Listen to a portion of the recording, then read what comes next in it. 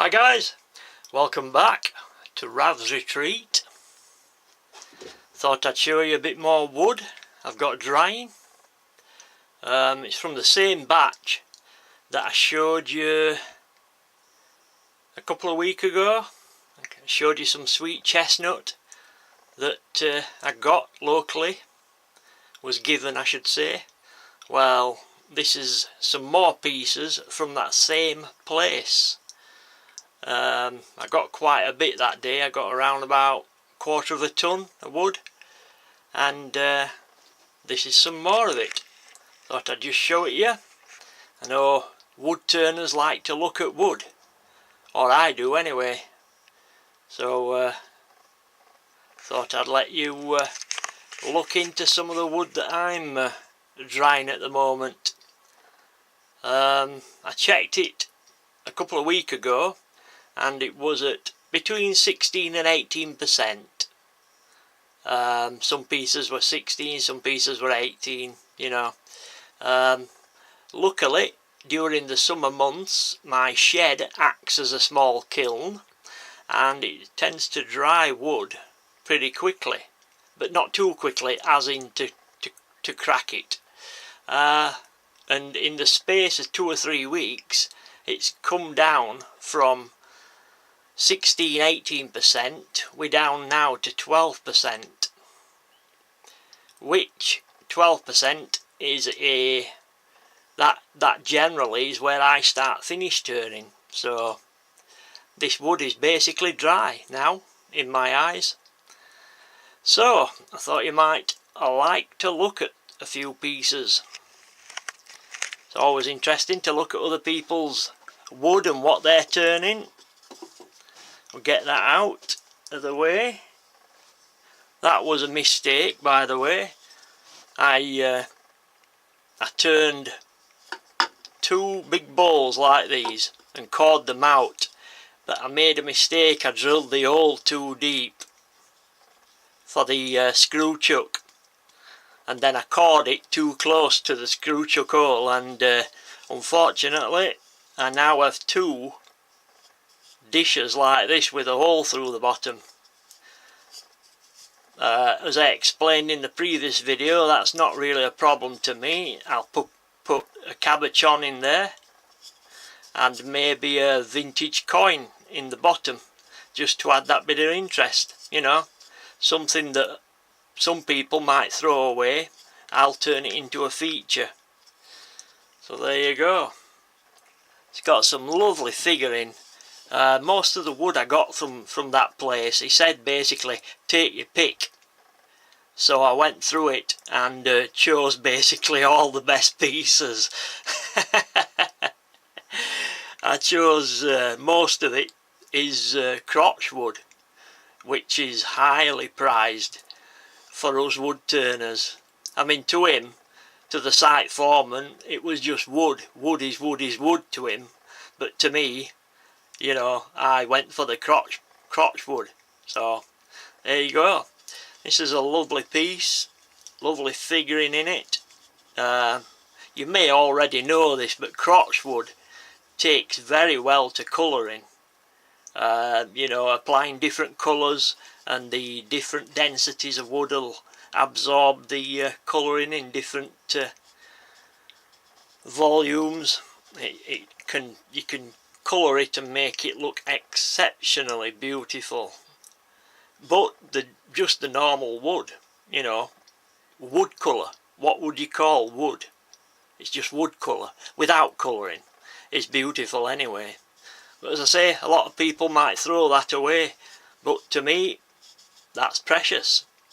You can make, you know, I keep saying this in some of my videos, you can make a negative into a positive. You just got to use your brain a little.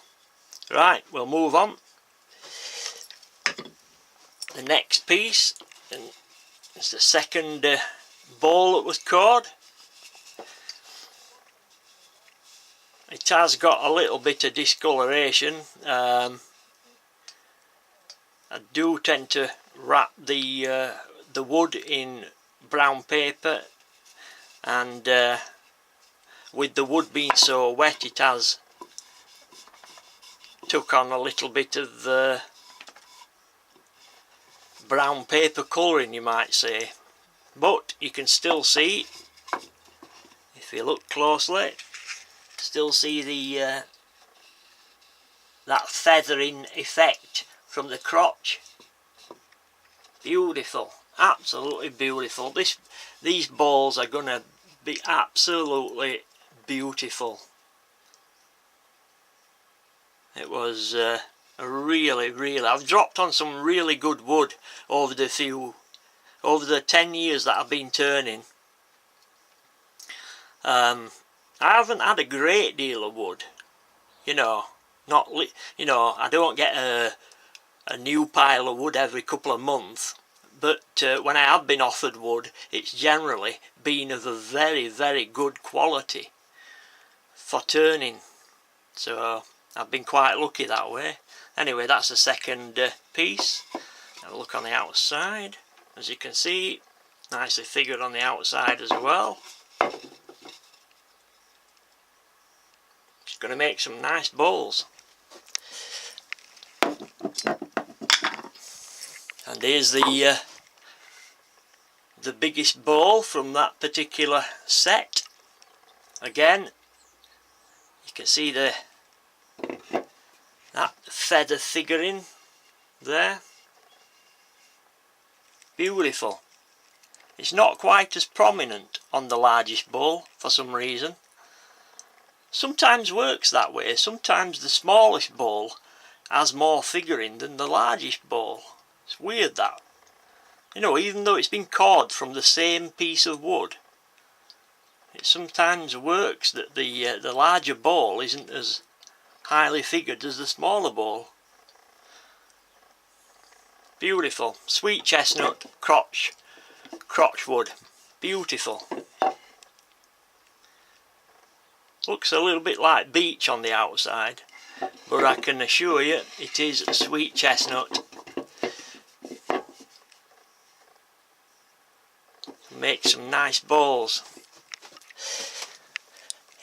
If you're wondering, no, I don't sell my work. I have sold the odd piece of work, but it's very rare. Generally I turn just for the enjoyment of turning.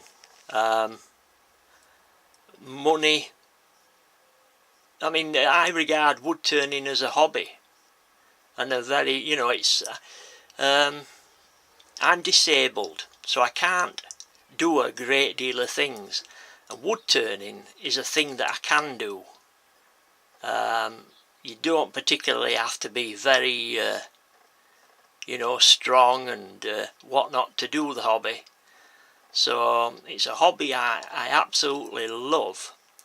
And my reward when I give somebody a piece of wood, the reward, instead of taking money from them, I take the smile on the face from them. You know, my reward is seeing the look on their face. The other day, a couple of guys delivered a new settee or suite, you know, a couple of chairs and a two-seater, and I was showing them the pens that I'd turned, and they were just fascinated with the pens.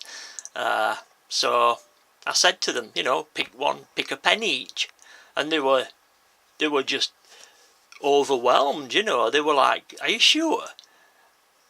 And I said, "Yeah, no problem. That, you know, you picking that pen and your smile on your face is my reward." So it just goes to show you don't always need to get money off people as a reward. You know, that look on their faces is enough. It is for me anyway. Right guys, I'm going to end this video here because YouTube only allows me 15 minutes, and we'll carry on with another video after this. So I hope you'll join me for that. There's a few more pieces, quite a few more I'd like to show you. So if you'll stick with me, we'll have a look at those. Right, catch you in a bit guys. Take care.